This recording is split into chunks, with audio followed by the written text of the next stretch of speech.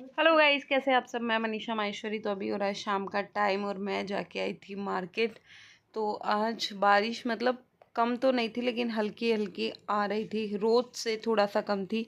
तो मुझे कुछ सामान लेके आना था, तो ये ड्यू के लिए लेके आई थी मैं कुछ सामान।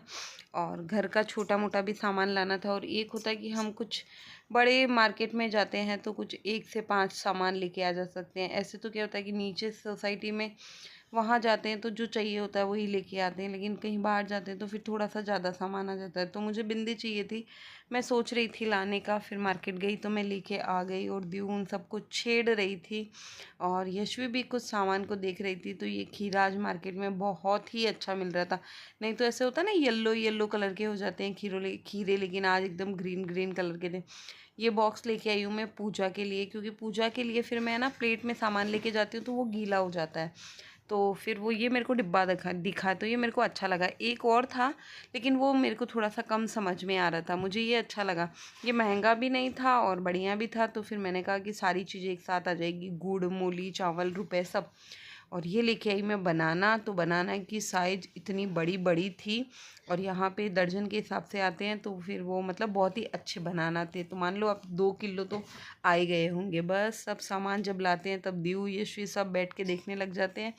यशवी ने बोला मम्मा मुझे एप्पल खाना है, तो मैंने उसको बोला चल तू चक्कू लेके आ जा। क्योंकि मेरे या हमारे यहाँ ऐसे नहीं होता है कि कोई सामान लाएं उसको पहले व्यवस्थित रखो फिर बच्चा जो मांग रहा है उसको दो, हम ऐसा नहीं करते हैं। तो बस वॉश करके यशवी लेके आ गई, उसको मैंने दे दिया। इधर मम्मी के लिए लाई थी सूट जो मम्मी पहन के दिखा रहे थे। तो सूट बहुत ही अच्छा लग रहा था, क्योंकि कोई चीज़ अगर पसंद जिसके लिए लेके आए उसको पसंद आ जाए तो उससे बड़ी खुशी क्या हो सकती है।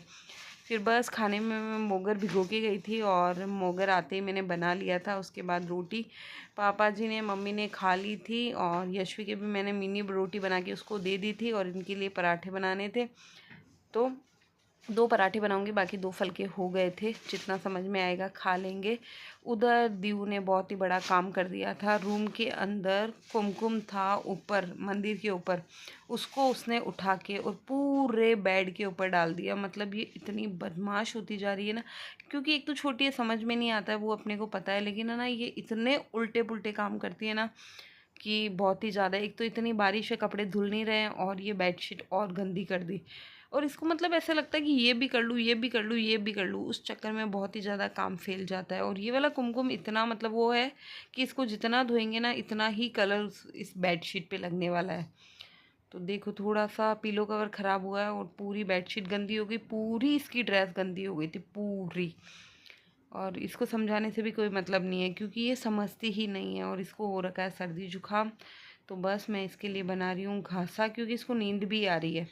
तो बस ये अभी घासा लेगी, चाय दूध पिलाऊंगी और सुला दूंगी। ये घासा बहुत बहुत बहुत अच्छा है, छोटे बच्चों के लिए तो बहुत ही यूज़फुल है। मैं दवाई नहीं देती हूँ, ये घासा ही देती हूँ सर्दी जुकाम में। तो चलो ये था मेरा आज का वीडियो, बाय बाय।